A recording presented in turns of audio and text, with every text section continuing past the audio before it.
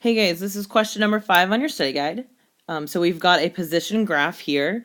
It's got 4 segments, but we're only really going to look at segment A from 0 to 5 seconds.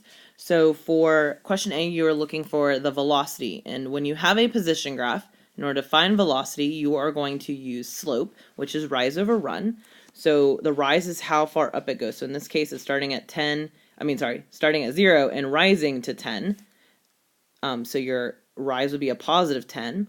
And then your run is how far over it goes. So it's starting at 0 and ending at 5. So our run would be a positive 5, which equals 2.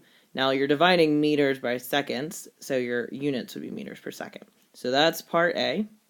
For part B, you're asked what the acceleration is for from 0 to 5 seconds. So your acceleration is actually going to be 0 because in order to have acceleration shown on a position graph, you would need some kind of curve. Like it could curve up like this, or it could curve up like that.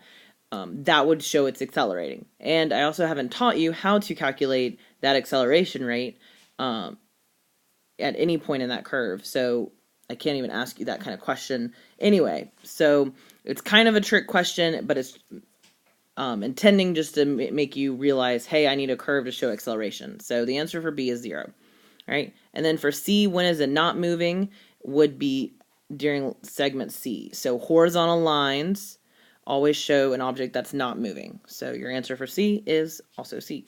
So let me know if you guys have any questions.